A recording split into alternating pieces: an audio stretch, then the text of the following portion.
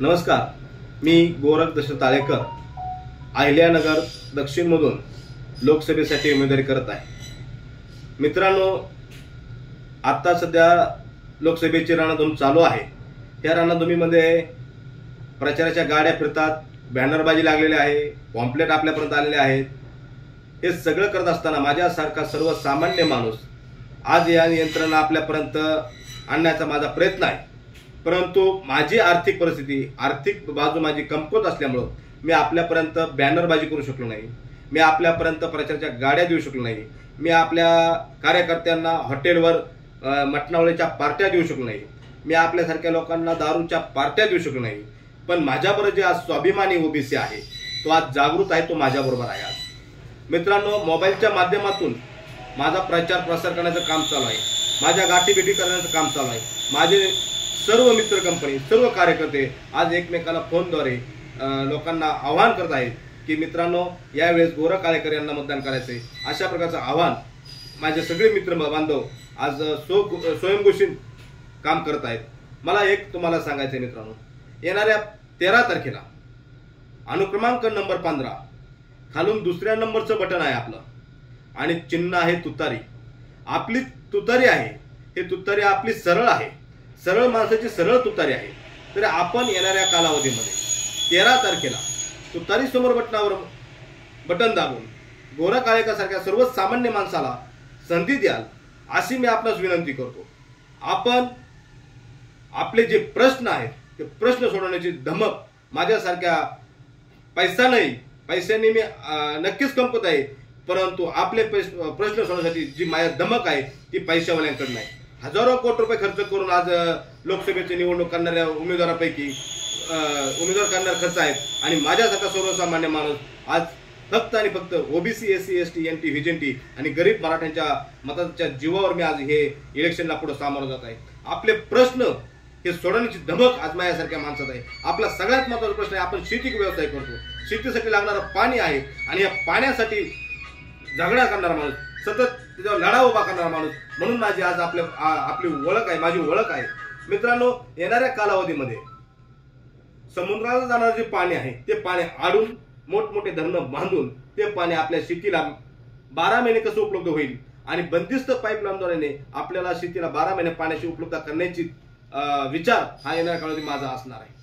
आपल्याला लाईटचा प्रश्न असतो, आमचा शेतकरी रात्री 12 वाजता लाईट येते, 3 फेज 12 वाजता येते, 12 वाजता थंडी असू द्या, पावसाळा असू द्या, उन्हाळा असू द्या, आमच्या शेतकऱ्याला शेतात जावं लागतं। विचू, काटा, साप याचा कोणताही विचार न करता आमचा शेतकरी त्या ठिकाणी रात्रीचा भरण्यावर जातो।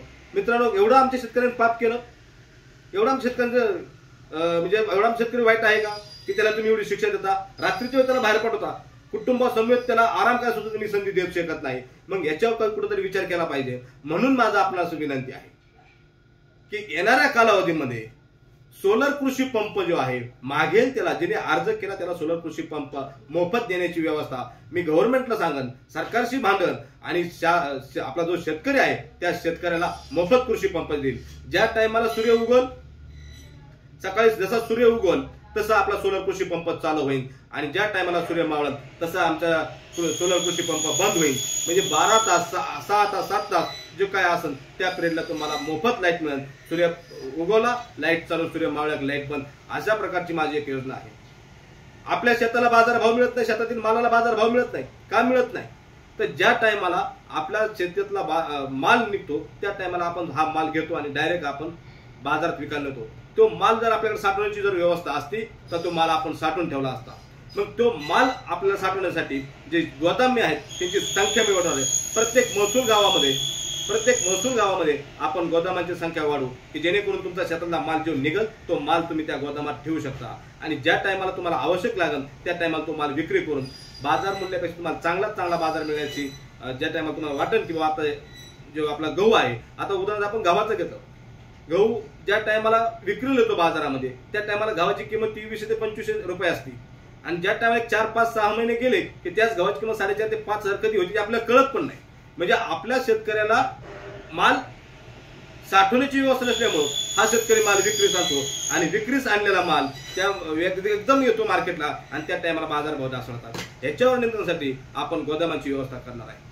आज फळे पाहिलं, भाजीपाला पाहिजे, नाशवंत म्हणून त्या पिकाकडे पाहिलं जातं. पण बहुतेक वेळा जो भाजीपाला आहे, जी फळं आहेत ती एकाच टायमाला, सिजनेबल फळं एकाच टायमाला मार्केटमध्ये येतात आणि त्या टायमाला बाजारभाव पडून जातो. म्हणजे शेतकऱ्याने एवढं कष्ट केलं त्याला बाजारभाव मिळत नाही. अशा योजनेसाठी म्हणजे अशा जो प्रकार होतो त्याच्यासाठी माझ्या डोक्यात अशी योजना आहे की प्रत्येक महसुली गावामध्ये, प्रत्येक गावामध्ये एक मोठ्या प्रमाणात कोल्ड स्टोरेज सेंटरची उभारणी करू की जेणेकरून आपलं जो द्राक्ष आहे, आता जर आपण द्राक्ष सीझन पाहिला तर द्राक्षाच्या सीझन मध्ये जानेवारी आणि फेब्रुवारी मध्ये द्राक्षाचे बाजार होते 17-18 रुपये आणि तेच बाजार उन्हाळ्यामध्ये जर आपण पाहिलं तर त्या द्राक्षाच्या बाजाराची जी किंमत आहे ते 50 ते 60 रुपये होती. म्हणजे 20 रुपयाचं द्राक्ष 60 रुपये विकतं, 40 रुपये त्याचा प्रॉफिट होतो. फक्त का तर तो माल आपल्याकडे ठेवण्याची तरतूद नसती, तो माल आपण ठेवू शकत नाही. त्याच्यामुळे येणाऱ्या कालावधीमध्ये प्रत्येक गावामध्ये शासकीय गव्हर्नमेंटने कोल्ड स्टोरेज सेंटरची मोठ्या प्रमाणात जी कॅपॅसिटी आहे